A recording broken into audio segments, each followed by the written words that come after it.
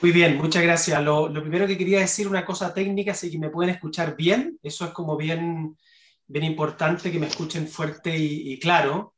Ya, ahí dice María Isabel que sí. Gracias, fantástico. Supongo que en alguna parte de su pantalla también me pueden ver. La tecnología a veces puede ayudar mucho, como puede ser bastante traicionera. Bueno, yo les voy a compartir una pantalla. Obviamente esta conferencia o esta conversación, más bien, porque no es una conferencia, no se puede dar sin mostrar imágenes, que es absolutamente fundamental. Antes de ello, quería agradecer a Michael Comber la invitación, especialmente también a José Ignacio Valdivieso, que es el contacto que yo he tenido con este grupo y que en su momento me propuso hace algunas semanas poder dirigirme a una audiencia hablando de el tema de la sacralidad del espacio. Yo no soy arquitecto, no soy historiador del arte, yo de hecho me dedico a la historia política, esa es un poco mi especialidad como historiador medievalista, pero siempre cuando uno estudia la época medieval es ineludible referirse a las imágenes, a los colores, al simbolismo. Toda la época medieval se entiende a través de la simbología iconográfica, porque claro, la mayoría de la gente no lee ni escribe, y por lo tanto se transmite el conocimiento a través del simbolismo de las imágenes, ¿ah? De los iconos, de la escultura, de la pintura que se plasma en los frescos murales o también en los maravillosos vitrales que vamos a estudiar en la sesión del día de hoy. Quisiera agradecerles también a todos ustedes por conectarse a esta sesión, por haberse inscrito. Estuve mirando un poco la lista de las personas que están sumándose a esta sesión y con mucha alegría veo que hay varios estudiantes míos, personas de distintas partes de Chile y de América Latina que vienen siguiendo mis cursos de historia medieval, mis conferencias, y que naturalmente a través de la difusión de las redes sociales entró en conocimiento de esta actividad que además se ofrece de manera abierta y gratuita con la idea de convocar a la mayor cantidad de personas. Así que con mucha alegría también saludo a las personas que no me conocen, pero también de manera muy especial a quienes han seguido mis cursos de historia medieval y que por lo tanto muchas de las cosas que voy a decir hoy día les van a resultar o muy familiares o novedosas, pero las van a poder vincular con temas que hemos visto en otros cursos y en otras conferencias. Yo además dicto en la Universidad de los Andes y en la Universidad del Desarrollo un curso que se llama La Edad Media en 12 objetos, donde lo que hacemos en el fondo es estudiar la historia medieval, estudiar la cultura de esos siglos medievales, pero lo hacemos a través de objetos que utilizamos como ventanas para asomarnos al pasado. Es decir, una forma distinta, fascinante, multidisciplinar de poder abordar una alteridad, un momento, una cultura que ya no existe, una cultura del pasado, es asomarse a través de estas ventanas que son estos objetos que nos ha legado el periodo medieval y que son tan fascinantes y tan cargados de simbolismo que nos permiten conocer estos siglos del pasado de la historia de Europa. Y uno de esos objetos precisamente son los vitrales, el conjunto iconográfico que se representa en los vitrales de la Catedral de Chartres y que he querido seleccionar por sobre otros maravillosos vitrales que hay en otras catedrales góticas de Europa, tanto en España, en Alemania, en Inglaterra, porque sin lugar a dudas el conjunto de vidrieras o vitrales, como ustedes lo quieran llamar, de la Catedral de Chartres es considerado el culmen arte del vitral medieval, la mayor maestría, la mayor belleza se plasma en este conjunto de vitrales que además, por cierto, está bastante bien conservado y por lo tanto se puede estudiar casi íntegramente en su originalidad y en su autenticidad. Voy a compartir entonces ahora la pantalla para que empiecen a, digamos, cobrar especial relevancia lo que son las imágenes. Las imágenes son absolutamente fundamentales para poder comprender algunos de los temas que vamos a abordar digamos, en la conversación del día de hoy. Les quiero decir que esto no es una conferencia, no tiene ribetes académicos, no vamos a profundizar en ninguno de los temas que vamos a tocar en los próximos minutos, porque naturalmente que es una sesión breve que tiene por objetivo provocar reflexión, provocar una discusión y una conversación que podemos tener al final de esta sesión, y por lo tanto yo simplemente voy a ir tocando algunos temas que espero que les resulten suficientemente sugerentes y que vayan provocando preguntas, comentarios y, digamos, reflexiones que después nos sirvan para alimentar un intercambio en torno a este tema que es tan importante y fascinante. Y espero, sinceramente, que también esta conferencia les sea de su agrado, o sea, que no solamente aprendamos cosas, que entendamos algunos conceptos de la teología, de la filosofía, del pensamiento y sobre todo del arte medieval, sino que también lo pasemos bien, es decir, que mirando estas imágenes, digamos, tengamos un momento de agrado, es decir, que estas imágenes, en definitiva, eleven el alma también, particularmente en los momentos complejos y difíciles que estamos viviendo como humanidad en este tiempo. Creo que simplemente mirar, sin decir absolutamente nada, mirar los vitrales de la Catedral de Chartres en Francia es una experiencia anagógica, es una experiencia simbólica, es una experiencia que realmente eleva el alma y que es un verdadero bálsamo de consuelo por el momento difícil que estamos viviendo producto de la pandemia. Bueno, yo quiero partir diciendo que en general los vitrales de las grandes catedrales góticas de Europa se asocian al siglo XIII y al siglo XIV. La gran mayoría de las catedrales góticas que están repartidas por toda Europa se construyeron precisamente en esa época y generalmente se tiende a obviar o se tiende digamos, a matizar que el origen del vitral más bien está en el siglo XI. La segunda mitad del siglo XI es que empiezan a aparecer los primeros vitrales y que no son de estilo gótico, sino que son de estilo románico, que es el estilo anterior. Son vitrales más sencillos, no son grandes ventanales, porque las catedrales y las construcciones religiosas románicas no permitían el ingreso de luz, como veremos en algún momento más, como sí lo va a permitir las grandes y esbeltas construcciones del gótico. Pero sí es importante mencionar que todo el arte del vitral, que toda la construcción y la confección de grandes vitrales que van a iluminar y que van a llenar de colores el interior de las maravillosas catedrales de la Europa medieval, arrancan en el siglo XI fundamentalmente. Hay vitrales anteriores, pero la verdad es que es muy difícil datarlos, es muy difícil ubicarlos. De hecho, a mí me tocó en una pequeña iglesia del norte de Inglaterra ver un vitral que era del siglo VIII, pero la verdad es que está muy reconstituido y es más bien un conjunto de vidrios de color, más que un vitral que nos muestre un proyecto iconográfico como es tan connatural a este tipo de obra artística que arranca en el siglo XI. Lo que están viendo ustedes en pantalla es lo que se considera el vitral o el conjunto de vitrales más antiguo de Europa, que está en su emplazamiento original, es decir, que no ha sido retirado de la catedral y puesto en un museo, por ejemplo, sino que está en su emplazamiento original y que es de la catedral de Augsburgo, en el sur, bueno, el centro más bien de lo que es Alemania, bastante cerca de la ciudad de Múnich, digamos Augsburgo, que fue una ciudad muy importante en la época medieval, que tiene una catedral muy bonita y que en su interior, en la parte alta, apenas se pueden percibir este conjunto de vitrales que nos muestran reyes y profetas del Antiguo Testamento, del Antiguo Israel, y que, digamos, no van a tener la carga simbólica y no van a tener obviamente el esplendor y la belleza de esos grandes ventanales o rosetones góticos tan coloridos y tan espectaculares que vamos a empezar a ver hacia fines del siglo XII y comienzos del siglo XIII. Pero simplemente parto diciendo en el fondo que el arte del vitral y la práctica, ¿no es cierto?, de iluminar con colores el interior de una catedral es una cosa que se inaugura antes del arte y la arquitectura gótica. Y fundamentalmente, y esto lo digo solamente a modo de introducción, una de las grandes diferencias que nos vamos a encontrar entre la arquitectura románica, con sus características reflejadas a la izquierda de su pantalla, y la arquitectura gótica, reflejado a la derecha de su pantalla, con el ejemplo de la espectacular pulcra leonina, como se le llama, la Catedral de León, a mi juicio la catedral gótica más bonita de España, y a la izquierda también un edificio hispánico que es el monasterio de San Martín de Fromista, que está muy restaurado, pero que se considera una obra culmen de la arquitectura románica propia del siglo XI y XII, y que, como ustedes pueden ver, una de las grandes diferencias que incluso les he querido marcar ahí es que la arquitectura románica es una arquitectura muy maciza,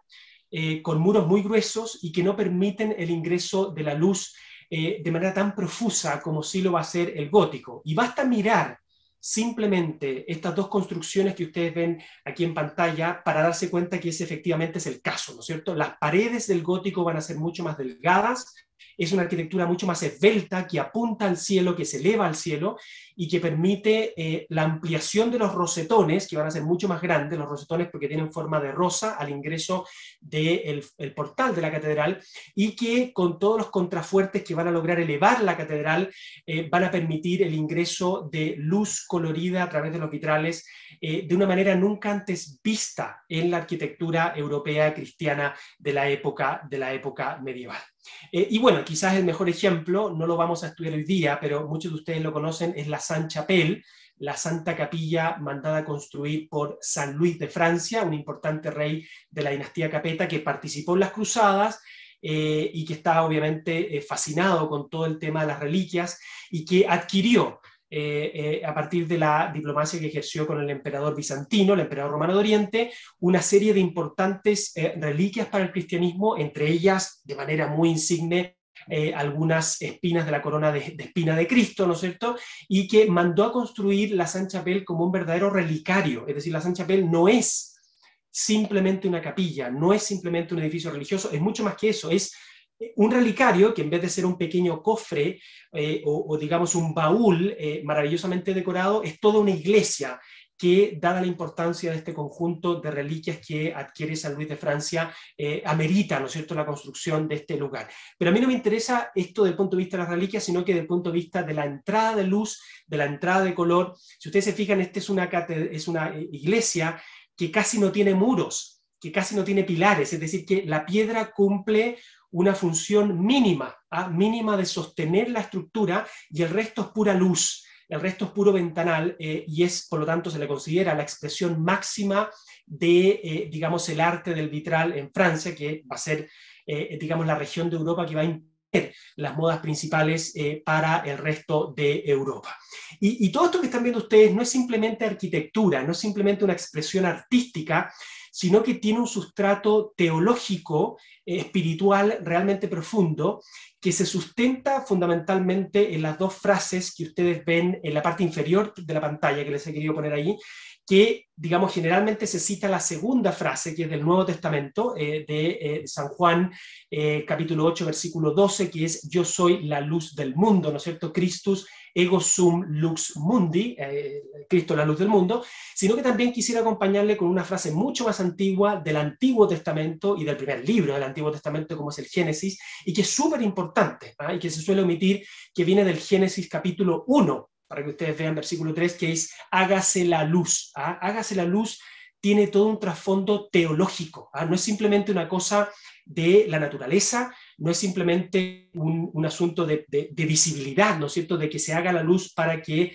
los habitantes de la tierra creados por Dios puedan ver, puedan trabajar, puedan ¿no es cierto?, participar de la creación divina, sino que también hay un concepto profundamente espiritual y teológico de que lo luminoso es lo bueno, es lo bello, es lo virtuoso, es lo verdadero, en oposición evidentemente a lo tenebroso, a las tinieblas, a la oscuridad, que es la representación del espacio maligno, del espacio donde no está Dios. En las tinieblas no está Dios. En lo tenebroso abundan los ángeles malos, comandados por el demonio, por Lucifer, ¿no es cierto?, que es digamos, un ángel que ha perdido justamente su luz, y la ha perdido no solamente en un sentido de la luminosidad, sino que en un sentido moral, en un sentido ético y en un sentido profundamente teológico. Por lo tanto, el ingreso de la luz a las grandes catedrales y las iglesias de Europa tiene no solamente un sentido práctico de luminosidad, digamos, con fines humanos de iluminar el espacio, sino que está empapada de un sentido teológico muy profundo y que se expresa de la mejor manera en el arte y la construcción del vitral, ¿ya? Y justamente lo que quise hacer acá, perdón si la imagen de la derecha no es tan buena o la consideran no tan representativa, es la mejor que encontré en el fondo, pero quiero que ustedes dirijan la mirada al esquema que les he dispuesto en la parte izquierda de su pantalla, para que lo leamos, lo entendamos y luego miremos la imagen para que en imagen se vea muy, muy bien reflejado lo que la teología, sobre todo la teología escolástica del siglo XII y XIII, nos quiere decir con respecto a la importancia de la luz y el color en el interior del espacio sagrado de la habitación divina del templo, ¿no es cierto? Y es que la gracia divina, ¿no es cierto?, es analógica a la luz, ¿ya?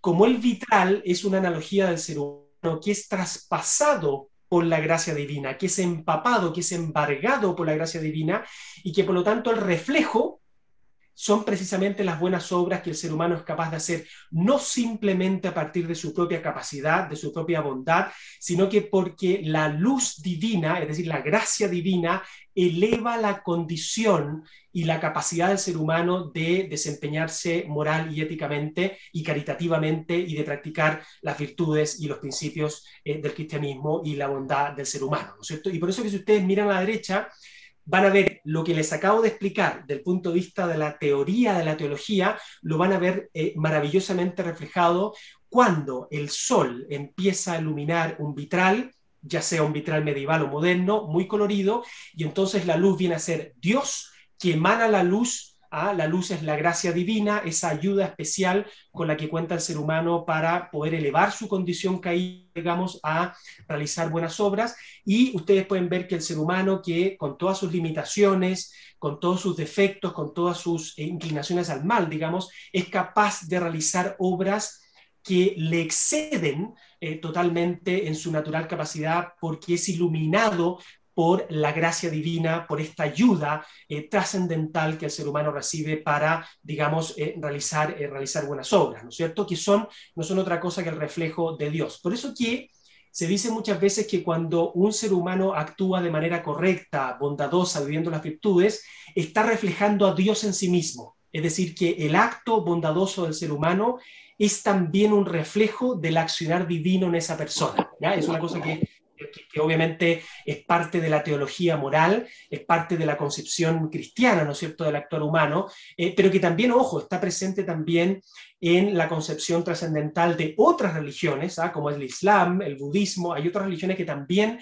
conciben las buenas acciones del ser humano como parte del reflejo de lo divino en la persona, y creo que el vitral, con su luz y con sus colores, es una espectacular ejemplo visual y material de lo que estoy comentando a partir de la teoría teológica, ¿no es cierto? La luz atraviesa el vitral y las buenas obras del ser humano son las luces que ustedes ven aquí en el piso de esta catedral, o de esta iglesia más bien, que se están reflejando con belleza, pero que exceden la capacidad del vitral, porque si ustedes le quitan la luz a la imagen que ustedes ven a la derecha, no se ve absolutamente nada. Si ustedes ingresan, es realmente impresionante lo que le pasa a una persona cuando uno ingresa a una catedral de noche, ¿ya? Cuando tú ingresas a la catedral de noche y no hay iluminación alguna, excepto la luz artificial al interior, no le sucede a la persona lo mismo que le pasa cuando tú ingresas en pleno día, en verano sobre todo, cuando la luminosidad es alta y cuando los vitrales ejercen su mayor efecto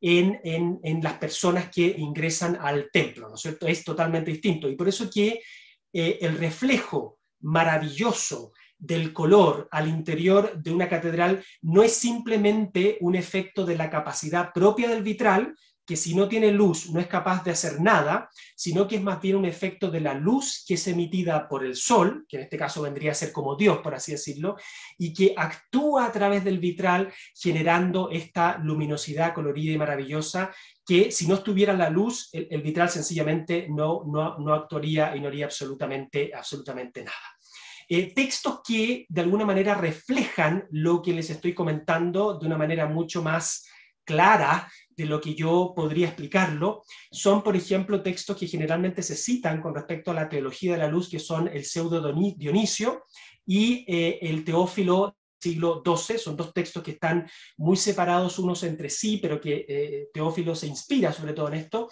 Y el Pseudo Dionisio era un pensador, un filósofo bizantino del mundo griego oriental, y que más o menos a comienzos del siglo VI va a escribir una gran cantidad de obras muy importantes, sobre todo de la teología y los trascendentales de la teología, es decir, que Dios es verdad, bien, belleza y unidad, ¿no es cierto? Esos son los trascendentales del ser de la teología, y que quisiera citarles un pequeño extracto que nos explica justamente lo que, o complementa más bien lo que yo les estaba explicando en la lámina anterior. Dice: ahora debemos alabar con himnos la inteligible, es decir, aquello que racionalmente se puede concebir, denominación luz del bien, y hay que decir que el bien se dice luz inteligible, es decir, el bien es aquella luz que se puede captar, que se puede concebir, no solamente por los sentidos, sino que es inteligible, es decir, que es materia del conocimiento teológico, por el hecho de que la inteligencia supracelestial colma todo de luz inteligible y expulsa toda ignorancia de todas las almas. Hay una cosa súper interesante, fíjense usted cómo Dios también es sabiduría. Entonces, Dios, cuando ilumina a una persona comparte de esa sabiduría divina y logra llegar a través de su accionar racional mucho más lejos de las posibilidades naturales y racionales con las que cuenta esa persona. Es decir, que cuando Dios toma una persona y lo ilumina, esa persona es capaz de llegar mucho más lejos, ¿no es cierto?, en sus capacidades intelectuales. Y por eso hay un detalle muy interesante. Fíjense ustedes que el lema hasta el día de hoy de la Universidad de Oxford, que es una gran universidad con mucha tradición, fundada en el siglo XII en Inglaterra, es la primera y más importante universidad de Inglaterra y del mundo anglosajón, que me perdonen por favor los que estudiaron en Cambridge, ¿no es cierto? Pero, ¿cuál es el lema de Oxford? Es Dominus Illuminatio Mea. Está claro, ¿no es cierto?, que ese lema encarna perfectamente bien lo que estoy explicando y buena parte de la teología de la luz, ¿no es cierto?, que Dios sea mi luz, Dominus Illuminatio Mea, que a pesar de que hoy día Oxford es una universidad estatal y laica, mantiene en su moto, ¿no es cierto?, en su lema, ese sentido profundamente teológico y religioso que, digamos, está en el centro y en el corazón de lo que estoy intentando explicar acá. Y también les quiero citar a Teófilo, que escribe un tratado precioso que se llama De Diversibus Artibus, que es sobre las artes diversas, que fundamentalmente es un tratado sobre, más bien es sobre la construcción y la confección de las artes, más que de la teología o la teoría que está detrás. Pero muy interesante porque Teófilo describe un poco lo que le pasa a una persona cuando ingresa al templo, ¿no es cierto?, y observa y se maravilla con todas estas luces y con todos estos colores que emanan del vitral iluminado, ¿no es cierto? Y dice: pues el ojo humano, cuando ingresa a una catedral, por ejemplo, no es capaz de decidir en dónde fijarse primero. Está tan maravillado, está tan impactado por toda la belleza que ve, que incluso llega a confundirse, no sabe en qué fijar su atención primero. Si mira la profusión luminosa de los ventanales, la maravillosa e inestimable belleza de los vidrios y la infinitamente rica y variada ejecución de todo ello. Es decir, aun cuando una iglesia en su interior y en su exterior nos presenta un conjunto realmente maravilloso y bello, ¿no es cierto?, de escultura, de pintura y todo eso, realmente lo que capta nuestra atención de manera más rápida y más decisiva son los colores iluminados de los vitrales, ¿ya? Y justamente las catedrales medievales se construyeron con este propósito, ¿ya? Justamente con el propósito de elevar el alma al cielo, es decir, que al ingresar a un templo le pasara algo a las personas que fuera distinto a lo que se experimenta al exterior del templo.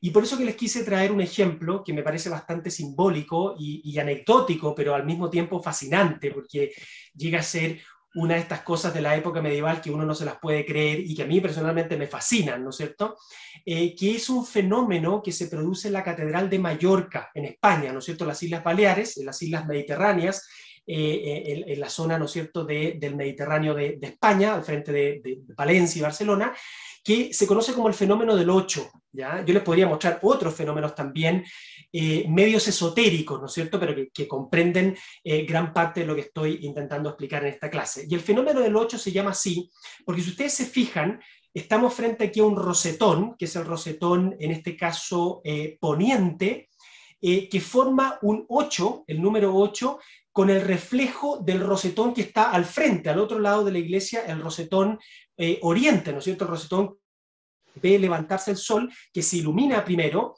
a las 8 de la mañana y que genera un número 8 porque está la parte del circular del rosetón poniente, no tan iluminada, por supuesto, porque estamos en la mañana, y la parte del rosetón del oriente, que tiene toda su luminosidad, que proyecta y se ilumina sobre la parte posterior de la catedral. Lo increíble es que esto además sucede a las 8 de la mañana. Y sucede en 2 días al año, donde estos dos círculos se unen de manera perfecta, como si fuera una especie de eclipse, ¿no es cierto? Que son el 2 de febrero, el 2 del 2, y el 11 del 11, es decir, el 11 de noviembre, a las 8 de la mañana, se forma este número 8, ¿ya? Muchos de ustedes estarán pensando en el Código Da Vinci, en los masones, en los grandes misterios y enigmas de la época medieval, pero la verdad es que no tiene mucho de esto. Lo que tiene acá está empapado este fenómeno de la teología de la luz, del sentido trascendental que les he querido explicar a lo largo de esta conferencia. Ahora, ¿por qué nos vamos a concentrar no en la Catedral de Mallorca, sino que en la Catedral de Chartres, al sur, ¿no es cierto?, al sur oeste de París, a pocos kilómetros, unos 120 kilómetros al suroeste de París? Es porque esta catedral, en su belleza constructiva y en su conjunto iconográfico, se considera por los historiadores del arte y por los historiadores de la arquitectura que es realmente el culmen y el modelo del arte gótico en toda Europa, no simplemente en Francia. Es decir, es la catedral que logra los cánones más perfectos de una construcción gótica en toda Europa, y es por eso que nos vamos a concentrar en el conjunto iconográfico de los vitrales, que claro, aquí no se pueden percibir porque estamos viendo el exterior de la catedral, pero por favor imagínense que al ingresar en la catedral, toda esta luminosidad exterior nos va a permitir ver a cada uno de estos ventanales de vitrales en su mayor esplendor y ejerciendo sobre nosotros esa función por la cual estos maravillosos vitrales fueron confeccionados e instalados en distintas partes de alrededor de toda la catedral. Bueno, la catedral se construye, la catedral actual que nosotros podemos observar en Chartres, se construye entre 1194 y 1290, piensen ustedes que transcurren prácticamente un siglo. Las catedrales medievales se construían a fuego lento por todo un pueblo que cooperaba en esta construcción, era un trabajo realmente arduo y difícil, en el que morían personas, ¿no es cierto?, y pasaban generaciones sin ver el término de la catedral. Era un acto de fe, quizás el acto de fe colectiva más profundo que se podía desarrollar en la Europa era justamente la construcción de una catedral medieval, donde intervenían gremios de los que hacían los vitrales, ¿no es cierto? Ustedes pueden ver ahí en imagen un vitral de la catedral de Chartres que nos muestra, ¿no es cierto?, cómo se fue construyendo la catedral. Ustedes pueden ver aquí cómo en la parte inferior se ve un escultor, ¿no es cierto?, que está preparando una escultura de reyes para poder ser instalada en los nichos de la catedral. Ven cómo hay personas cargando piedras, con todo lo que eso significa desde el punto de vista del esfuerzo físico, una persona que está también, un cantero, ¿no es cierto?, que prepara, que corta las piedras para ser efectivamente ensambladas, en fin, una persona que trabaja las maderas, las vigas, los vitrales, como les dije, una persona que va a trabajar todo el trabajo de metal, que va a tener que obviamente ayudar a sostener la iglesia, en fin, confluyen prácticamente todos los gremios o los gremios más importantes de una ciudad, y por eso que este es un gran esfuerzo colectivo que en siglos posteriores, digamos, con todo un individualismo y con toda la fama que va a significar la arquitectura, ¿no es cierto?, donde cada persona va a querer imprimirle su nombre y su sello a cada construcción. Bueno, en la época medieval es distinta, ¿no es cierto? La construcción de una catedral no es la obra maestra de un arquitecto, en gran parte estas obras son anónimas, sino que es un trabajo fundamentalmente colectivo y que nos demuestra la gran fe que se tenía en esa época para poder dedicarle tanto tiempo y tantos recursos al templo de Dios. Dentro de este siglo que transcurre en la construcción lenta y gradual de la Catedral de Chartres, 30 años se toman para la confección y la instalación de los ventanales y sus respectivos vitrales, ¿ya? Los vitrales comprenden 3 rosetones, ¿ya? Uno al ingreso que está en el oeste, ¿no es cierto? Después en lo que es el ingreso norte y el ingreso sur de la catedral. Lo que ustedes ven aquí a la izquierda es el plano de la catedral, con sus respectivos pilares, ¿no es cierto?, con el deambulatorio, con sus capillas laterales. Está el este, donde va a estar cerca del altar mayor, porque naturalmente el este, ahí está Jerusalén, ¿ah? Desde Europa el este nos demuestra Jerusalén, que es tierra santa, que es el lugar sagrado, por eso que se habla de orientarse, ¿ah? Cuando ustedes le dicen, tú estás desorientado, significa que la persona no está caminando hacia el oriente, que es donde está Dios definitivamente, ¿eh? Por eso que la palabra orientarse tiene un sentido profundamente religioso y teológico, aunque hoy día evidentemente el concepto se utilice en otras circunstancias. Aparte de estos 3 grandes rosetones, hay un total de 172 ventanales en lo que es el conjunto superior de la catedral, que ustedes pueden observar acá. Si ustedes siguen el cursor de mi mouse, si ustedes se fijan, hay 172 ventanales entre la parte superior de la catedral y la parte inferior, donde ustedes también se fijan que hay un conjunto de ventanales, y un programa iconográfico. Esto quiere decir que se intenciona el contar historias, es decir, los ventanales no simplemente muestran cualquier cosa, o cualquier imagen que en ese minuto se le viene a la cabeza a los constructores, sino que hay todo un proyecto, hay todo un programa iconográfico que está perfectamente ordenado y que está perfectamente intencionado para tener un fin pedagógico y anagógico, como veremos un poquito más adelante. Y el conjunto iconográfico comprende un total de 1.500 escenas, un total de 1.500 escenas que se reparten entre estos 172 espectaculares ventanales y estos 3 rosetones, y que comprenden, en primer lugar, la vida y milagros de santos, de muchos santos, que se expresan de manera modélica para las personas que lo ven. En segundo lugar, la vida de Jesús y la Virgen María, evidentemente lo más importante y lo más central. Y en tercer lugar, se expresan fundamentalmente episodios de la Biblia, tanto del Antiguo como del Nuevo Testamento. Ya les decía anteriormente, los episodios de la Biblia que se van a plasmar en los distintos ventanales de la Catedral de Chartres van a tener un fin pedagógico y anagógico. El fin pedagógico, ustedes ya lo descifraron rápidamente, que es enseñarnos en qué consisten las diferentes historias del Antiguo y del Nuevo Testamento, porque el Antiguo y el Nuevo Testamento son el manual de todo cristiano, y como en esa época la mayoría de la gente no lee ni escribe, tiene sí una capacidad desarrollada y simbólica de leer las imágenes. Nosotros, por ejemplo, hoy día nos cuesta mucho leer el simbolismo que está contenido en las imágenes. Bueno, en la época medieval, hasta el más sencillo de los campesinos, hasta el más sencillo de los ciudadanos, era capaz de leer una imagen y no requería de mucho texto para entender perfectamente bien lo que se expresaba en esa imagen y el contenido moral, ¿ya? Y aquí les quiero mostrar 4 escenas para que ustedes las puedan ir descifrando, ¿no es cierto?, que se sintetizan en cada uno de estos ventanales y estas escenas. Ustedes pueden ver ahí claramente que está en la parte superior izquierda Dios expulsando a Adán y Eva del paraíso después de haber cometido lo que se conoce como el pecado original. Ustedes pueden ver ahí el árbol del bien y el mal y la serpiente que se asoma. Si ustedes se fijan, las imágenes son muy sintéticas, no pretenden ser realistas ni naturalistas, sino que pretenden sintetizarnos un conjunto iconográfico que no se puede expresar en su totalidad, entonces el artista lo tiene que resumir, por así decirlo, visualmente en esta imagen, pero que quede absolutamente claro. Luego a la derecha ven ustedes el arca de Noé. Vean ustedes qué cosa más maravillosa. Está Noé en lo más alto y, bueno, digamos una pareja de cada una de los animales de cada especie que Dios le mandató cargar en esta arca de Noé para salvarse, ¿no es cierto?, del castigo divino por todos los pecados y la corrupción de los humanos, tal cual nos cuentas las historias del Antiguo Testamento. Luego aquí abajo ven ustedes 2 escenas muy típicas del Nuevo Testamento, donde está Cristo en el cenáculo, ¿no es cierto?, en la última cena con sus apóstoles. Ven ustedes cómo se le duerme en sus piernas digamos, el apóstol Juan, el más joven de todos, y la escena de la ascensión, claramente, ¿no es cierto?, con Cristo, que está aquí cortado porque no es necesario mostrarlo entero.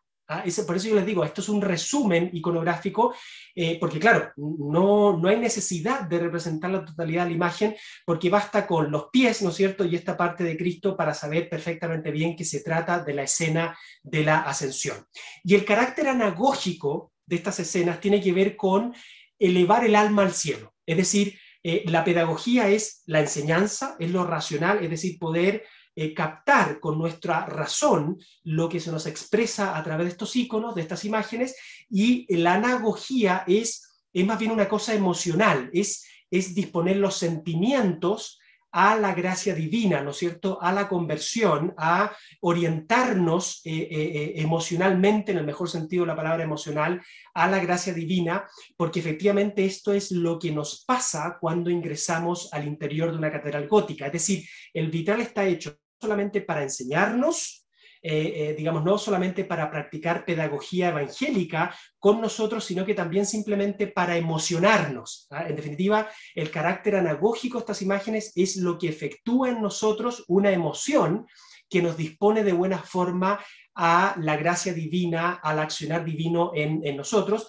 y esa es también una función que se intenciona, que permea la confección de cada una de estas imágenes que son preciosas y que nos encantan justamente por eso. Yo siempre cuando llevo grupos de alumnos míos a Europa, que lo he hecho ya en 10 ocasiones, ahora ya no se puede hacer porque está la pandemia que nos impide viajar, pero hasta el año 2019 realicé viajes grupales temáticos con de temas medievales, y yo siempre en la Catedral de Canterbury, por ejemplo, les pongo al grupo, ¿no es cierto?, los hago mirar dos vitrales. Uno es un vitral original medieval y el otro es un vitral restaurado del siglo XIX o de comienzos del siglo XX, ¿ya? Que a pesar de ser una muy buena restauración, claramente tiene un estilo distinto y tiene propósitos distintos. Y yo, sin decir absolutamente nada de cuál es el vitral original, le pregunto al grupo cuál vitral les gusta más.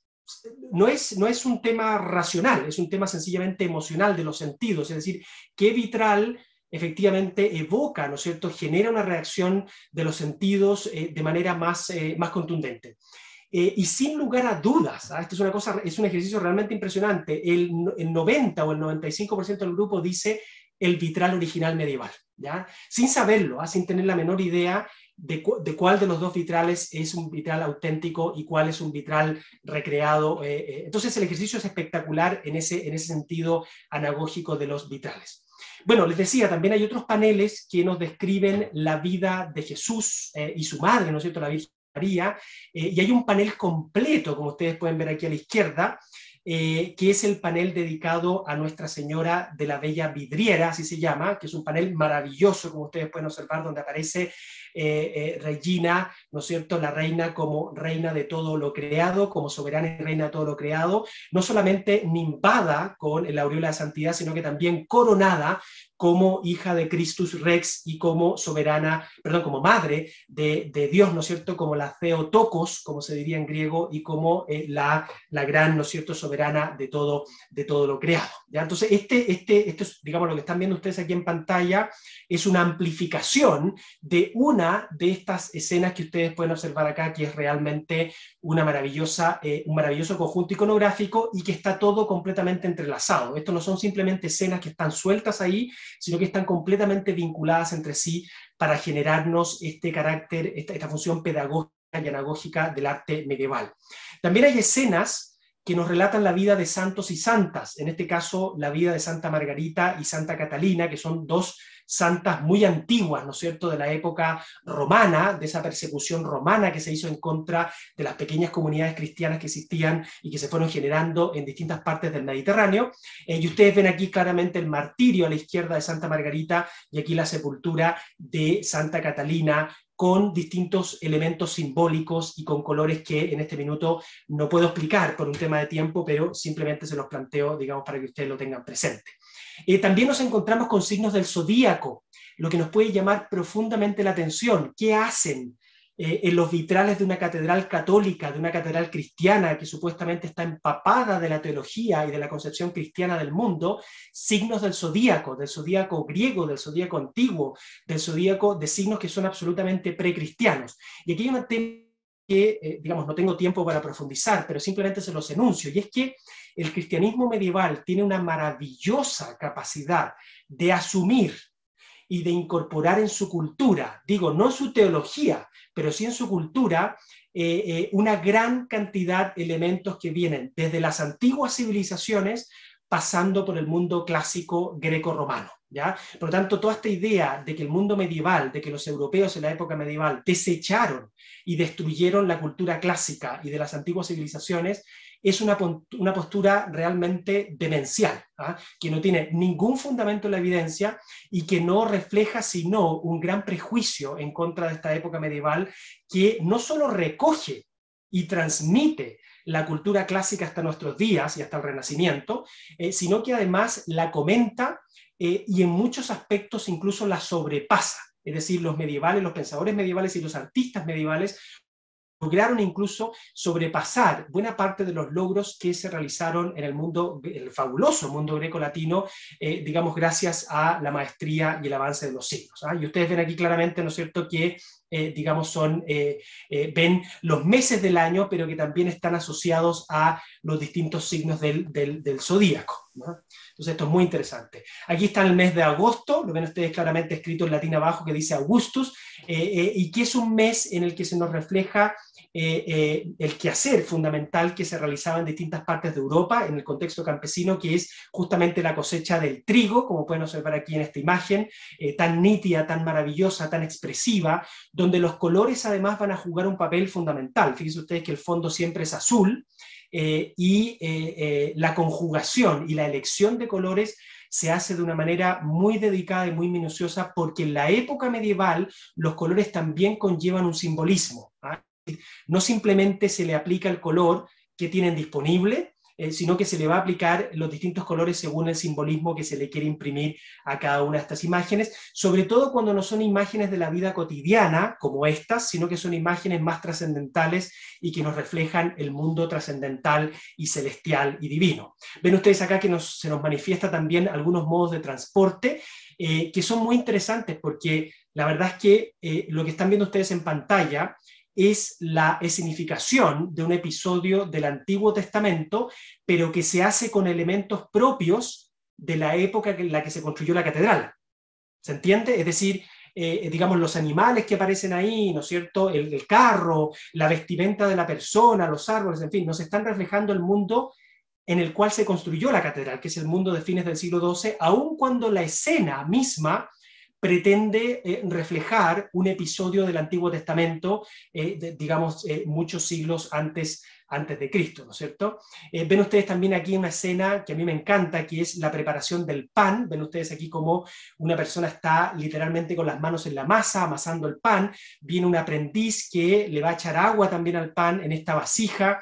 Es un contexto íntimo de lo que significan los gremios medievales urbanos, donde efectivamente esta ventana es asimismo una ventana hacia el pasado. Me gusta verlo así, ¿no es cierto? No es solamente un ventanal de la Catedral de Chartres, sino que al mirar esto estamos observando a través de la ventana, digamos, el pasado medieval, ¿ah? Es decir, estamos ingresando con nuestros ojos, con nuestra razón, en una pequeña comprensión, nos estamos asomando a lo que es la Francia de fines del siglo XII y comienzos del siglo XIII, a través de la significación de aspectos de la vida cotidiana, como es la preparación del pan, y también ven ustedes la venta del pan. Esto, ¿no es cierto?, como aquí se prepara el pan, y en la escena siguiente ven ustedes a una persona que carga probablemente con los panes ya hechos. Ustedes ven acá en la parte inferior que estos no son monedas, parecen monedas, pero son panes, que luego son llevados a la balanza con monedas, aquí a la izquierda en esta balanza, y con panes a la derecha, es decir,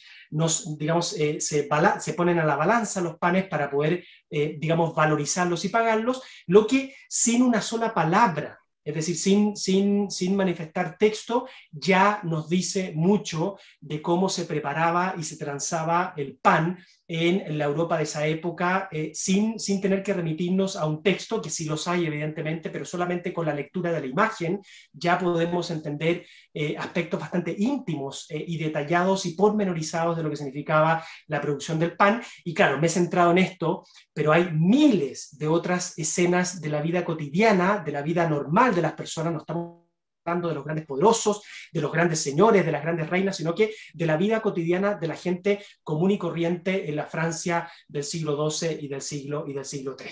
Y finalmente aquí dos personas que están jugando ajedrez, que también nos muestra una dimensión más lúdica de la vida del siglo XII y XIII, porque claro, siempre se dice que, con mucho prejuicio, ¿no es cierto?, que los medievales no hacían otra cosa que batallar, que luchar, que defenderse, que ir a la guerra, que era una época muy sangrienta, una época muy combativa, pero bueno, eso es parte de los prejuicios que se han generado en torno a esta extraordinaria época de la historia europea y la historia de la humanidad, donde la gente también se daba el tiempo para conversar, para rezar, para jugar, digamos, para desarrollar todas las actividades, digamos, normales y comunes y corrientes que se desarrollan en cualquier sociedad humana.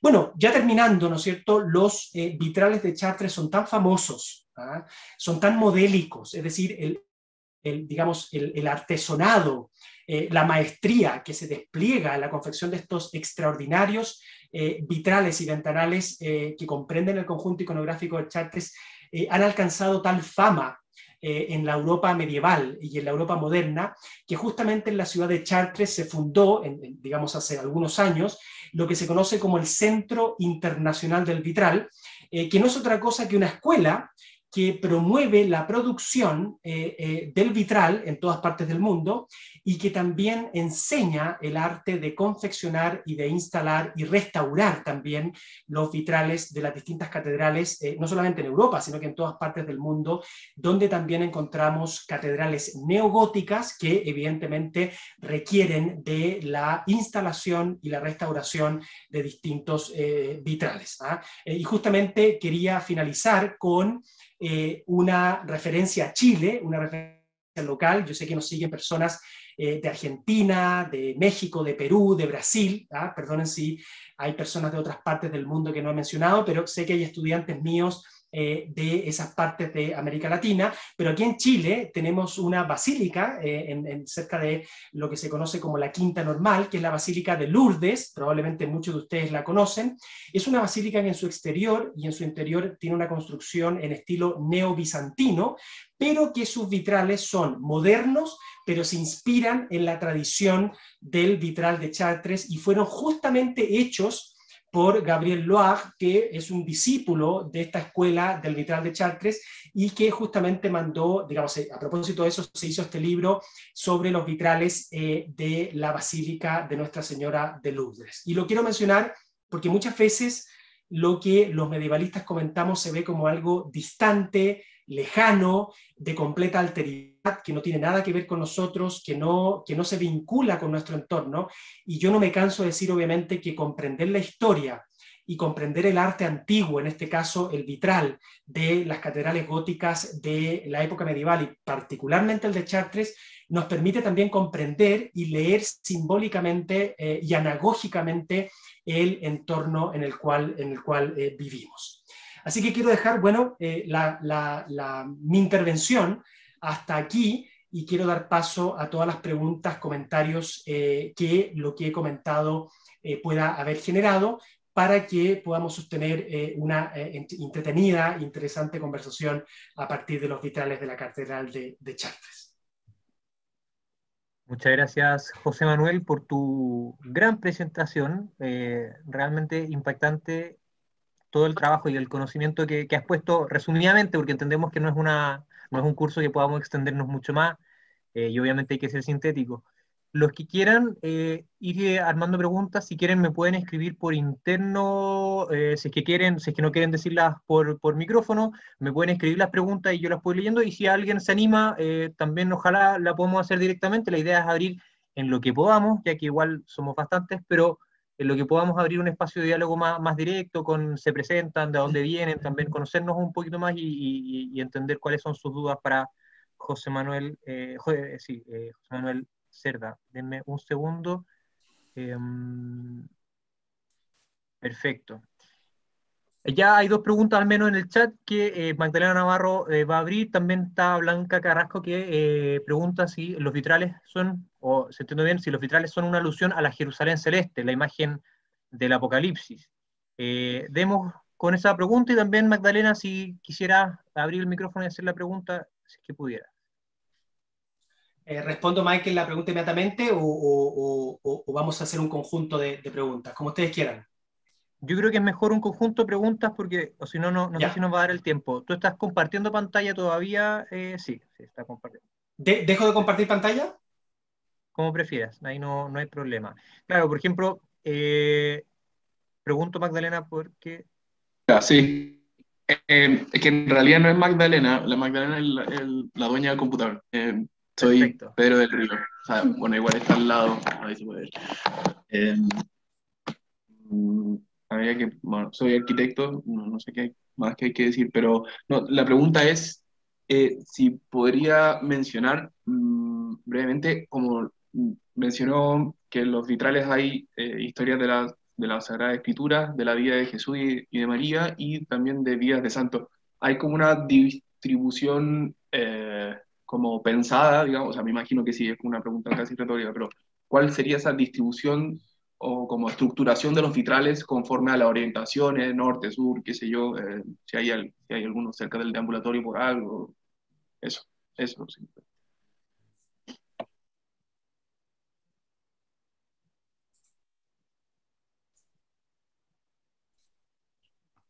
Tú me dices, Michael, cuando empiezo a abordar las preguntas.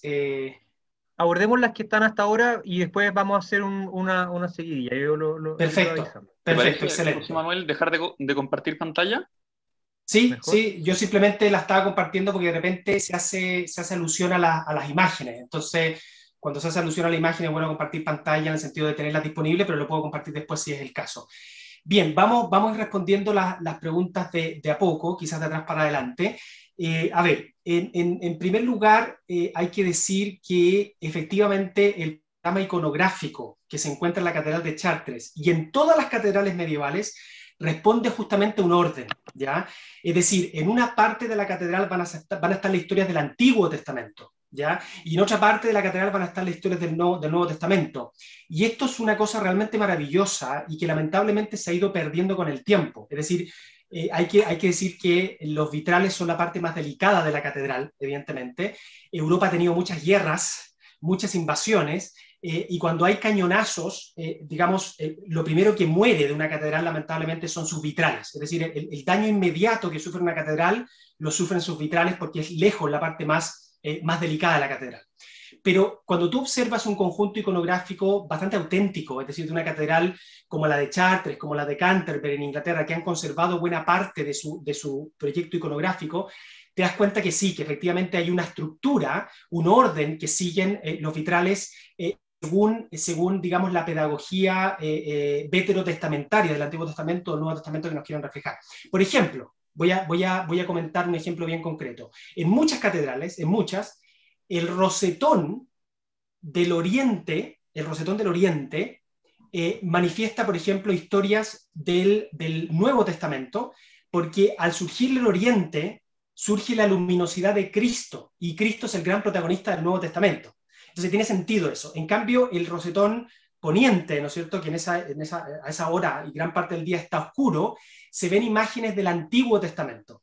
Porque si bien el Antiguo Testamento prefigura el Nuevo Testamento, todavía la humanidad está en una cierta tiniebla, ¿no? A mí las historias del Antiguo Testamento las encuentro extraordinarias, son fabulosas. O sea, más allá de la creencia de uno, las historias del Antiguo Testamento son realmente increíbles. Yo se las cuento a mis niños porque hay una pedagogía y una visualidad y una fotografía realmente extraordinaria. Pero la humanidad está todavía un poco entre tinieblas, ¿me entienden? O sea, no va a ser sino hasta la llegada de Cristo que se va a producir la redención total. Y por eso es que todas las historias y las enseñanzas del Antiguo Testamento van prefigurando la llegada de Cristo, la redención total, ¿no es cierto?, la apertura de las puertas del cielo, ¿ya? Y eso me permite justamente responder una segunda pregunta que no sé si no, antes de responderla voy a hacer una nota al pie de página con respecto a la pregunta que se hizo desde el computador de Magdalena, que yo sé que no es Magdalena, pero se hizo desde ahí, que tiene que ver con la disposición de los santos. Claro, la disposición de los santos en los vitrales, ¿ya? Porque los santos no son parte ni del Antiguo ni del Nuevo Testamento, a menos que te refieras, por ejemplo, a los discípulos, ¿ya? Pero, por ejemplo, no sé, pues San Agustín, Santo Tomás de Aquino, no son parte del Antiguo y Nuevo Testamento. ¿Dónde se ubican, entonces? Bueno, se van a ubicar cerca, lejos del altar, según se les disponga generalmente las capillas laterales, porque las capillas laterales de una iglesia catedral son los lugares donde precisamente se venera a los santos. Es el lugar donde generalmente se venera a los santos, dejando naturalmente el altar mayor y cualquier relación de vitral con respecto al altar mayor reservado generalmente para la Virgen María o para Cristo, o para la figura de Dios. La figura de Dios, por ejemplo, Pantocrator, el Dios creador del mundo, que aparece de manera tan gloriosa en algunos vitrales, pinturas murales y mosaicos. No sé si me pueden recordar la segunda y tercera pregunta, perdón, que tenía en la cabeza, digamos, la pregunta que se hizo al final. Michael, sí. No sé si... o sea, después de esta pregunta voy a armar, porque las ordené un poquito por algunos temas, ya. Pero habías preguntado por el tema de la alusión a la Jerusalén celeste, la imagen del Apocalipsis. Perfecto. Sí, hay una alusión muy potente en los conjuntos iconográficos de vitrales en Europa a la Jerusalén celeste. Entre otras razones es por eso que el azul se utiliza tanto. Si ustedes se fijan, si yo le hiciera una pregunta de cuál es el color que predomina fundamentalmente en las catedrales medievales, inmediatamente ustedes me van a decir el azul. ¿Ah?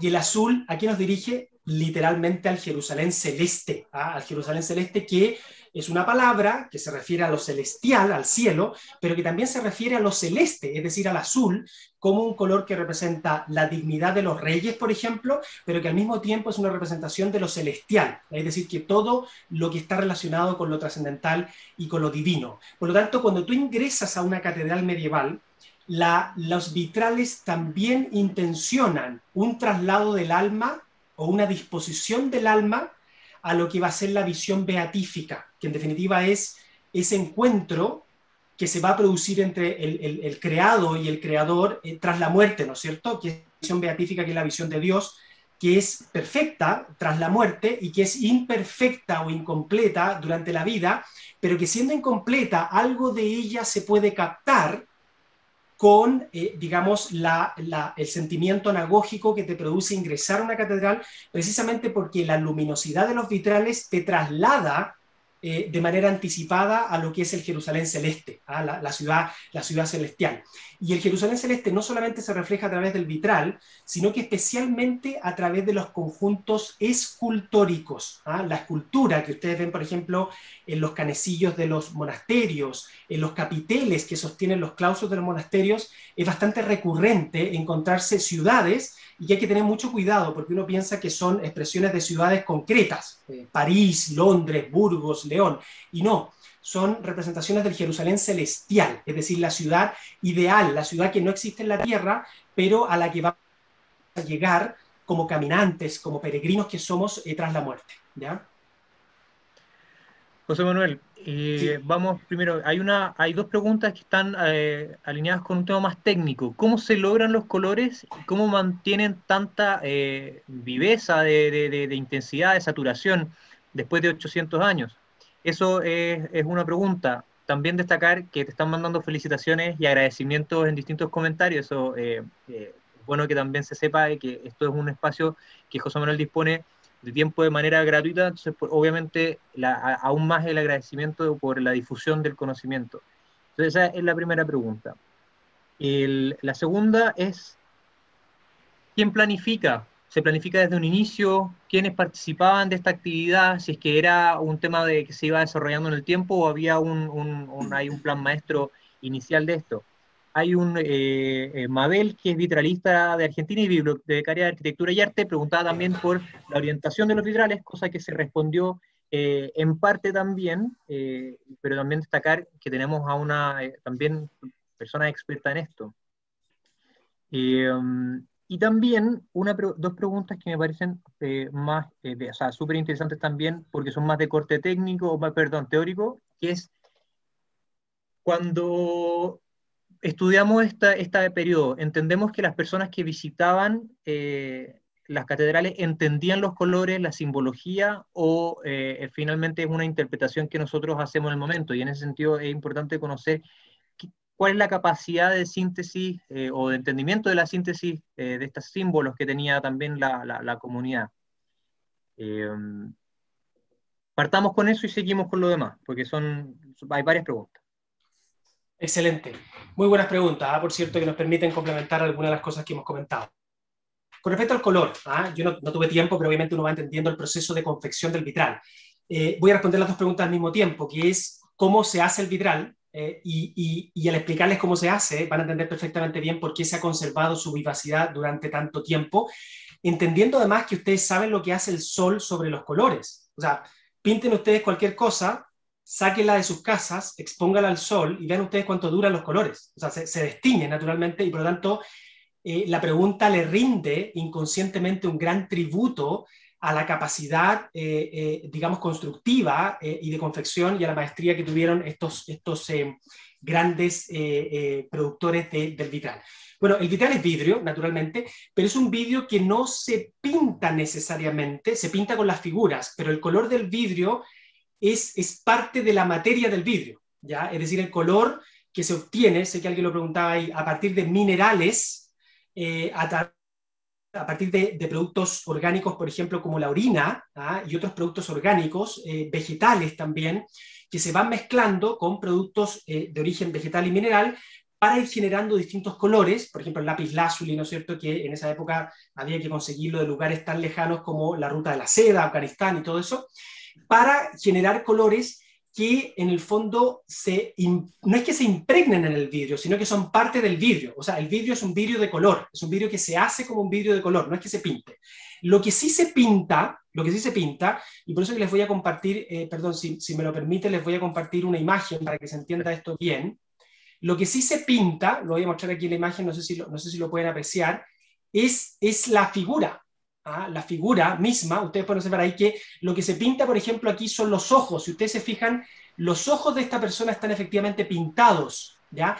A diferencia del vidrio de color, que el vidrio de color de fondo no está pintado, sino que es un vidrio azul. O sea, tú no lo puedes decolorar, no le puedes sacar el color, ¿ya? Entonces, eso es lo interesante, que en la confección del vidrio, que no voy a entrar en los detalles de cómo se hace el vidrio, es una cosa que, digamos, es un proceso largo, pero está completamente incorporado el color. Lo que sí se pinta, como les digo, ven ustedes aquí los ladrillos, si ustedes se fijan, más que los ladrillos, las piedras de esta catedral que está en proceso de construcción también están pintados, ¿ya? Y están pintados con colores que están tan bien hechos, que han podido resistir el paso del tiempo. Cuando no hay efectivamente un proceso de restauración, que es muy típico, porque las catedrales medievales tienen que también desmantelar sus ventanales para poder restaurarlos de vez en cuando, porque naturalmente que también el color se va un poco desgastando con el paso del tiempo. Voy a responder la tercera pregunta que tiene que ver con esto, que tiene que ver con la interpretación de los colores. Sí, prácticamente la población total de Europa, porque todo el mundo es cristiano, estamos hablando de la Francia de la época, es que hay una vinculación o una interpretación simbólica de los colores, ¿ya? Esto no quiere decir, por supuesto, que cada color conlleve un simbolismo, ¿ya? Porque yo he dicho esto con mis grupos y lo que sucede inmediatamente es que todas las personas me empiezan a preguntar, profesor, ¿y qué significa eso? Y el color verde, y el color amarillo, y esto. No, yo a veces digo, bueno, el color amarillo se utilizó para mostrar el oro. O sea, obvio, ¿para qué se ocupa el amarillo? Para mostrar el oro, no lo vas a pintar rojo. Es decir, los colores también cumplen una función práctica, no simplemente una función simbólica. O sea, que en ese sentido no todos los colores están asociados a un simbolismo, pero sobre todo las escenas más trascendentales, las escenas que tienen que ver más bien con el mundo celestial, con el mundo ideal, con el mundo imaginario, sí tienen que ver, sí están generalmente empapadas con colores que conllevan un simbolismo bastante importante. Si les interesa esto en particular, hay un historiador que se llama Michel Pastoureau, un francés. Yo no estoy de acuerdo con todo lo que dice, porque me parece que llega bastante lejos en sus interpretaciones, se pasa a varios pueblos, como se dice en España, pero él ha escrito una historia del color en la Edad Media. Ese es más o menos el título del libro, una historia del color, o una historia del simbolismo del color, y su libro es fascinante, independiente que me parece que a ratos es un tanto especulativo. Con respecto a entender que por qué un campesino lee el simbolismo del color como lo haría una persona de, digamos, estratos sociales superiores, bueno, porque son todos cristianos, y lo que se está manifestando profundamente aquí es el cristianismo. O sea, ¿qué es lo que es el vitral? El vitral es el cristianismo hecho vidrio. Eso es el vitral. Si ustedes me dijeran, define lo que el vitral es en esencia, cómo se concebía en los siglos medievales, bueno, el vitral es el cristianismo hecho vidrio. Eso es. No hay no se me ocurre una mejor definición. Por lo tanto, el campesino que es tan cristiano o tanto más cristiano que el rey o que el noble o que el arzobispo, va a leer el vitral, porque el vitral es cristianismo hecho vidrio, ¿ya? Cosa que a nosotros hoy día nos cuesta entender, pero que en la época medieval se entiende perfectamente bien. Con respecto a la planificación, ¿quién planifica? ¿Cuándo se planifica? Bueno, algo de esto respondido. Primero se traza todo el conjunto vitralesco, se traza completo, entero. O sea, no es que tú te pongas a hacer ventanal y sobre la marcha vayas decidiendo, digamos, el proyecto iconográfico y vayas poniendo los elementos según, digamos, te van apareciendo. Hay todo un diseño completamente detallado, completamente minucioso, de una persona que es anónima, por eso que lamentablemente no les puedo decir quién es, digamos, pero que es una persona que contrata, digamos, generalmente el obispado o el arzobispado, que es quien comisiona la obra, fundamentalmente, y que es una persona que obviamente entiende muy bien su religión, su fe, su teología, y que tiene al mismo tiempo una gran capacidad artística para poder plasmar en síntesis estos episodios del Antiguo, el Nuevo Testamento, la vida de santos, la vida de reyes también, la vida de enseñanzas de distintas dimensiones del cristianismo. No sé si, Marco, se me está quedando alguna pregunta fuera, pido disculpas. De las que he hecho hasta ahora no, vamos a otra también que es más teórica y otras que son también más apegadas al diseño. ¿Sabes si el neogótico del siglo XIX fue un revival solo romántico o un interés por revivir el pensamiento medieval, el sentido teológico de la edificación y los vitrales? Esa es una pregunta interesante, si es que es solamente un tema formal o también un tema teológico y filosófico detrás.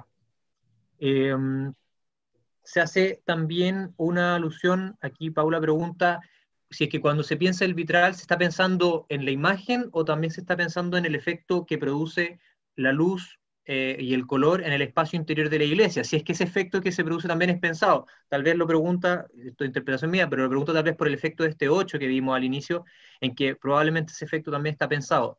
¿Efectos como ese son intencionales? Otra pregunta que estaba por aquí, dame un segundo. Bueno, también saludar a María Jesús Contreras, que también es vitralista franco-chilena. Un honor contar con ustedes también en esta sesión. El lapislázuli, al parecer, era la fuente como principal del vidrio azul. Eso creo que quedó contestado, pero si lo están preguntando nuevamente. Y son agradecimientos, y también si es que finalmente el tema de la pintura también se sometía a cocción o eso era posterior, pero esa es una pregunta también más técnica. Y la última, que es de Juan de Sousa, lo voy a leer tal cual porque me cuesta un poco sintetizarla, es soy estudiante de historia en Brasil, un saludo para Brasil, entonces también estoy investigando la Catedral de Chartres, mi pronunciación del francés no es lo mejor del mundo, estudio la representación femenina en vidrieras, pero en las fuentes escritas hay una omisión sobre los trabajos que ocupan las mujeres. ¿Cómo entonces observar estas representaciones? ¿Cómo entiendes esta comparación entre las fuentes? Esa sería la pregunta. Y la pregunta de Javier Barros, que nos ha acompañado en diálogos anteriores, él es sacerdote y teólogo liturgista, si no me equivoco, ¿no es cierto, Javier? Tal vez, para no equivocarme. Muy bien, muchas gracias. Pregunta, ¿por qué el medioevo quiso integrar el cosmos, la luz, la orientación, en la materialidad de la construcción de las iglesias? También yo ahí agrego a esa pregunta, ¿por qué tal vez es algo que hoy día no lo integramos también? Hoy día no es un tema tan relevante dentro de la construcción de los templos. A Manuel lo vamos a dejar para el siguiente corte. Vamos con lo que hemos visto hasta ahora, que es bastante. Bien, excelente. Sí, son muy buenas y muchas preguntas. Vamos a ver si es que las puedo responder. No le voy a hacer justicia a ninguna, lo quiero decir anteriormente, porque evidentemente requerirían de una explicación bastante larga. Les pido disculpas por eso, pero voy a intentar enunciar o esbozar algunas respuestas para que se comprenda. Partimos por el neogótico. El neogótico es un movimiento que nace del romanticismo europeo, que tiene profundas raíces medievales. No va a tomar no va a beber de la fe medieval de manera completa, pero de una manera bastante decidida. Y por lo tanto, cuando ustedes ven catedrales neogóticas o vitrales neogóticos, aunque sean una imitación de lo que fue el gótico auténtico, sí hay una intención más o menos similar a la que originalmente habría inspirado las catedrales góticas. ¿Por qué? Porque el movimiento neogoticista también es un volver a las raíces medievales, también es volver a la Europa cristiana, ¿ya? ¿Por qué digo esto? Porque tienen que pensar ustedes que el siglo XIX, que es cuando se produce el movimiento romántico neogótico, es también una reacción al excesivo racionalismo. Y si ustedes estuvieron súper atentos a lo que yo comentaba a lo largo de esta clase, el poder anagógico de las imágenes del color y la luz es justamente la disposición de los sentimientos hacia Dios, cosa que el racionalismo del siglo de las luces, que no tiene nada de las luces, el siglo de la Ilustración, a mi juicio, es un siglo mucho menos luminoso, todo lo que hemos comentado en esta clase. Esa es la gran paradoja. El siglo XVIII se presenta a sí mismo como el siglo de la ilustración de las luces, bueno, y no tiene mucho de luminoso a mi juicio. O sea, realmente esta época medieval en muchos sentidos es mucho más luminosa, y la reacción decimonónica del siglo XIX frente a ese excesivo racionalismo acude también a los sentimientos. Por eso que se habla del periodo romántico como la rebelión de los sentimientos. ¿La rebelión ante qué?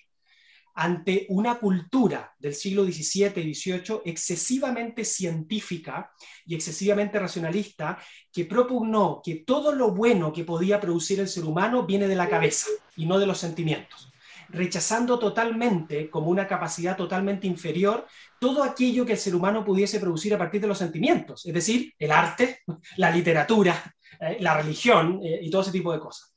Por lo tanto, me parece a mí que aunque no se consiga del todo el efecto y los propósitos que inspiraron originalmente la construcción de estas catedrales, creo que el neogótico sí está empapado de una intención que va mucho más allá de lo estético, que va mucho más allá de lo historicista. Ahí está la palabra que le gusta harto a los arquitectos, ¿no es cierto? Lo historicista es hacer una construcción que imita lo clásico, entonces tienes lo neoclásico, o que imita lo medieval, que aquí en Santiago tenemos mucho. No, yo creo que el neogótico tiene algo más profundo que lo meramente historicista. Lo que tiene es fundamentalmente un sustrato que intenciona algo parecido a lo que inspiró a las catedrales y los vitrales de la época medieval. Con respecto al efecto intencionado del reflejo de la luz en las catedrales, totalmente. Y lo digo de manera muy convencida, uno siempre puede estar equivocado, porque si no la explicación que di de la teología de la luz no tendría mucha razón de ser. O sea, justamente los actos humanos como reflejo de la gracia divina y el accionar divino en el ser humano tienen sentido en la medida en que también se pueden apreciar cómo los colores de un vitral se reflejan en las bancas de una iglesia, en el suelo, en el piso. ¿Ya? Porque si no, lo que he explicado no tendría mucho sentido. El concepto del reflejo, o sea, cómo, además que hay una cosa interesante, fíjense ustedes que el reflejo del color de un vitral en el suelo de una iglesia no es exactamente lo mismo que la luz. O sea que, digamos, las buenas obras del ser humano no son exactamente lo mismo que la gracia que las ilumina, que las inspira, que las promueve. ¿Ya? Entonces, hay también un tema interesante que es analógico y que obviamente los medievales lo intencionaron. O sea que evidentemente cuando ellos instalaban estas vidrieras, estos paneles, inmediatamente se producía con la luz del sol el efecto de reflejar esos colores e inundar, por así decirlo, la habitación del templo divino con los colores que, como ustedes saben, los colores, digamos, son perceptibles por el ser humano en la medida que hay luz. Si tú no tienes luz, o sea, si yo apago las luces de acá, no hay colores, se acabaron los colores. Los colores se manifiestan, tienen su esencia, pero se manifiestan en la medida en que hay luz. Y la pregunta tercera, que tenía que ver con un tema técnico sobre la cocción. Sí, el vitral cuando está finalizado va a ser cocido con fuego, ¿no es cierto? Se le va a aplicar una serie de técnicas que van a fijar y que van a proteger al vitral, generándole una suerte de capa protectora que no lo va a proteger de una piedra, no lo va a proteger de un cañonazo, no lo va a proteger de la acción física que lo pueda romper, pero sí de la acción de la luminosidad, ¿no es cierto? O de la acción del desgaste que se va produciendo a través de los siglos. Es decir, así como se va a producir el vidrio a través de un proceso de cocción y de donde se calienta, ¿no es cierto?, el mineral que se aglomera en la producción del vidrio, también cuando se termina de finalizar el vitral se van a cocer, por así decirlo, se van a quemar los colores para que queden fijos y mantengan su viveza a lo largo de los siglos. Y vamos a ver otras preguntas que se hicieron. Con respecto a la omisión de la participación femenina, tanto en los textos como en otras obras visuales, bueno, lo que tengo que responder es lo siguiente: también se omite la labor de los hombres. ¿Ya? Cuando tú lees en muchos textos escritos el accionar del ser humano y ves que el accionar femenino está omitido, como también se puede omitir, por ejemplo, en la iconografía, responde a dos cosas. Efectivamente, a una mayor prestancia que se le otorga al accionar masculino, ¿ya? Eso efectivamente puede suceder, ¿ah? Sucede hasta el día de hoy, ¿ah? Sucede hasta el día de hoy. ¿Ah? Ustedes paséense por sus ciudades, hagan este ejercicio, muy interesante, y vean la simbología, la iconografía, vean la política, vean todo. Estamos todavía en un mundo tremendamente masculino en muchos sentidos, ¿ah? Y nos haría muy bien, nos haría tremendamente bien que digamos, la mujer vaya adquiriendo una mayor participación en todos los ámbitos, no solamente en la política, ¿ah? Porque es un gran complemento y una gran adición digamos, al quehacer masculino. Pero lo que quiero decir en segundo término es que si ustedes se fijan, la omisión también corre para los hombres. O sea, si ustedes me preguntan quién hizo estas catedrales, quién hizo estos vitrales, quién hizo las esculturas, quién diseñó el programa iconográfico, no sabemos. En la mayoría de los casos no sabemos. Y yo puedo suponer que en la mayoría de los casos son hombres, cuyas labores fueron omitidas. ¿Me entienden, no? Entonces, esto tiene más que ver con un anonimato propio de la cultura medieval, que es precioso, es maravilloso, porque como ustedes saben, la fama, el concepto del individualismo nace en la época moderna, nace en el siglo XV-XVI, donde los autores, donde los artistas se van a preocupar casi con una obsesión de que todo el mundo sepa la autoría de sus obras. Pero en la época medieval, la gran mayoría de las obras que se hacen, fundamentalmente hasta el siglo XIII, son anónimas. Y son anónimas por una cosa realmente preciosa, y es porque los autores conciben que lo que están haciendo, lo están haciendo gracias a la maestría que les fue concedida gratuitamente por Dios a ellos. O sea, no es mía. El hecho de que yo sea capaz de hacer un vitral maravilloso es porque Dios está actuando a través de mí, me está inspirando, pero además me dotó con las capacidades físicas y manuales para hacer un vitral. Y me las dotó a mí, no a la persona de al lado. Por algo estoy haciendo yo el vitral. ¿Se entiende, no? O sea, son capacidades que me ha otorgado Dios de manera singular. Por lo tanto, no son mías en un 100%. Cuando yo hago un vitral y el vitral le gusta a las personas, esa emoción es porque Dios está actuando a través de mí, estoy hablando de la mentalidad medieval, naturalmente, está actuando a través de mí en la confección de este vitral, en las capacidades manuales de la maestría, pero también en la belleza divina que a través de mi obra humana se manifiesta en el resultado de la obra. ¿Se entiende? Entonces, creo que en ese sentido es muy interesante entender que el anonimato es muy interesante porque la persona cuando entiende esto, lo que acabo de explicar, difícilmente le puede poner su firma a una obra, ¿ya? Y en segundo término, el anonimato medieval se entiende en términos de la tradición. ¿Qué es lo que es la tradición? Es todo lo que se ha hecho antes de mí, sobre lo cual me apoyo, sobre lo cual me inspiro. Entonces, cuando yo estoy haciendo un vitral y estoy inspirándome en otro vitral, parte de la autoría de ese vitral se la debo a la otra persona, no solamente a Dios, sino que a otra persona, que se conoce como la tradición fundamentalmente. Entonces, claro, por ambos lados, muchas personas, digamos hasta siglo XIII y XIV, no sentían ni la necesidad ni la justificación de ponerle firma a sus obras, excepto en algunos casos particulares. Tenemos casos, obviamente, de obras de literatura y naturalmente de arte que tienen firma y que sabemos quiénes son los autores, pero en buena parte de los casos no, por lo que acabo de explicar. La pregunta sobre el cosmos. Sí, la pregunta sobre el cosmos, súper interesante. Bueno, esta pregunta da para una clase completa, o sea que no le voy a hacer ninguna justicia, pero le voy a enunciar una respuesta. ¿Quién crea el cosmos? Dios crea el cosmos. Por lo tanto, Dios se manifiesta no solamente a través del ser humano y sus acciones. Dios no solamente se manifiesta a través de la bondad de nuestros actos, de la belleza de nuestra producción artística, ¿ya? Dios se manifiesta a través del cosmos, porque si Dios es el creador del cosmos, la comprensión y la admiración del ser humano de su entorno creado material, animales, fauna, flora, montañas, ríos, los astros, es en definitiva una contemplación de Dios, ¿ya? Y esto no estoy hablando de un inmanentismo, no es porque Dios sea el río o Dios esté en el árbol, como lo concebían, por ejemplo, las sociedades germánicas, los vikingos, sino que fundamentalmente porque Dios expresa su bondad, su belleza, su unidad y su verdad, que son los cuatro trascendentales del ser, a través de la creación.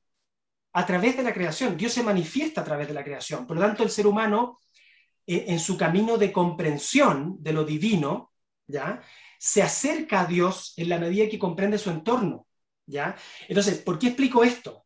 Porque cuando ese entorno se plasma en un conjunto iconográfico, cuando ese entorno se plasma en un conjunto de vidrieras, de vitrales, de ventanales, el mensaje que se le está transmitiendo a cada persona que ingresa a esa catedral y que ve estos vitrales es el mensaje que a partir de la creación, que es un mensaje muy escolástico, se puede ir comprendiendo y se puede ir admirando y se puede ir conociendo mejor al Creador, ¿ya?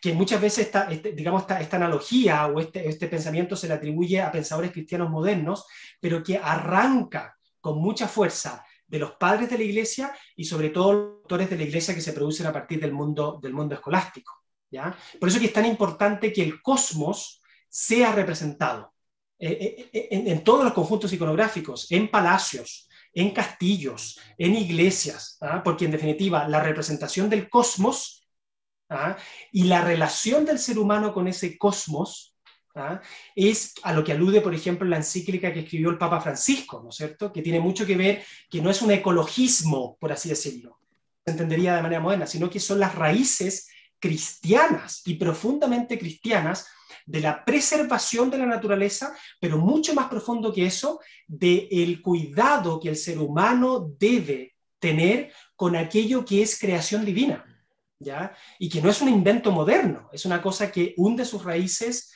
en los textos y en el pensamiento cristiano más antiguo que ustedes se puedan imaginar. Me recordó el Salmo 23, creo, lo tuve que buscar porque para tener la cita, pero el alzad los dinteles, que se acerca el Rey de la Gloria y que viene con toda la creación detrás también. El Salmo va cantando como el Rey de la Gloria abre las puertas de la salvación, pero entra con toda la creación, no entra solo. El orbe y todos sus habitantes. Yo aquí quiero añadir también, es un comentario, dice, no es una pregunta, pero es súper interesante, de Catalina Joan, quien menciona la importancia también que estos vitrales integran imágenes que no son directamente de la Biblia o de la Escritura, sino también de la tradición. Y por lo tanto, y hay que me cuelgo un poco del comentario para desarrollar, que plasman también no solamente algo que, o sea, se genera otra fuente más, de que además de la escritura también la imagen pasa a ser parte de las fuentes en las cuales nos podemos basar para conocer la tradición de la Iglesia y nuestra fe. Sí, me parece un excelente comentario y creo que nos puede dirigir hacia ciertos pensamientos conclusivos de esta conferencia. Totalmente, ¿por qué la tradición no bíblica es tan importante al momento de diseñar un conjunto iconográfico en una catedral? Bueno, porque da ejemplo. Es decir, ¿qué es lo que es la tradición? Sino cómo Cristo y el Espíritu Santo fundamentalmente se revela a sí mismo en el accionar humano y en la historia. Hay una cosa que es muy interesante del cristianismo. El cristianismo es una religión encarnacionista. ¿Qué quiere decir eso? Que cree en un Dios que se encarna en un ser humano. Por lo tanto, es una religión profundamente histórica. ¿Ah? ¿Me entienden? O sea, con esto no pierde la religión cristiana ninguna trascendentalidad. Quiere decir que Dios se manifiesta en la historia humana, en el accionar humano. Dios se hace presente a través de la providencia en el accionar humano. Y esto tiene que estar en el conjunto iconográfico, al igual que mensajes e historias de la Biblia. Porque si tú solamente representas en los vitrales, por ejemplo, o la escultura, mensajes de la Biblia, no aterrizas el mensaje en la actuación del ser humano a través de la historia, ¿ya? Y dejas fijo en la idea, ¿no es cierto?, en el logos, en la palabra, simplemente en el logos, ¿no es cierto?, que Dios es la palabra, sí, pero Dios se encarna en un ser humano, ¿no es cierto? Entonces, ¿por qué se encarna? Bueno, para entregar un ejemplo, ¿no es cierto?, pero también para vincularse profundamente a través de la providencia en la historia. Tanto es así que después de la ascensión queda el Espíritu Santo a cargo, por así decirlo. Entonces, esto se manifiesta en el conjunto iconográfico, que no solamente se vale de los principios, del dogma, de las ideas que se expresan en el Antiguo y el Nuevo Testamento, sino que se vale del ejemplo de muchos santos y santas, digo santas subrayadas a propósito de la pregunta de la presencia femenina. Muchas santas, les mostré Santa Catalina y Santa Margarita, y Santa Catalina, que son un ejemplo vivo de la capacidad del ser humano de seguir estos principios que se manifiestan en el Antiguo y el Nuevo Testamento. Es decir, hay una integración muy, muy interesante que se da entre el principio y la práctica, ¿ya? Entre la teoría y la tradición, ¿ya? Entre esos principios perennes y trascendentales y la práctica de esos principios en la vida de las personas que son posteriormente canonizadas, elevadas a los altares por la Iglesia Católica y que luego se plasman en este conjunto iconográfico que es tan interesante y que me lleva a una conclusión, por así decirlo, que les quisiera ofrecer a partir de esta sesión que hemos tenido, que es tan interesante, y la que podríamos estar prácticamente la noche completa conversando, reflexionando, que es lo siguiente. Yo creo que el siglo XX y el siglo XXI seguimos siendo muy hijos de la ilustración, del racionalismo, ¿ah? Seguimos siendo muy hijos del logos, pero el cristianismo también es mitos, ¿ah? Y lo digo en el sentido no de mitología, de algo, digamos, completamente ficcional, cuentos para niños. El cristianismo es mitos también, no solamente logos, ¿ah? Como lo entendían los griegos, logos y mitos, es la palabra de Dios plasmada en la Biblia, pero también es el mitos. Y creo que el mito se despliega y se manifiesta de una manera particularmente potente en el ícono, ¿ya? Es decir, que evocar los sentimientos, en el mejor sentido de la evocación de los sentimientos, y educar las emociones y los sentimientos, es también un acto profundamente cristiano, ¿ah? En el sentido anagógico, ¿ya? Y creo que tanto en las universidades, fundamentalmente en las universidades católicas, como en muchas instituciones que tienen como función fundamental propagar la fe o predicarla, ¿no es cierto?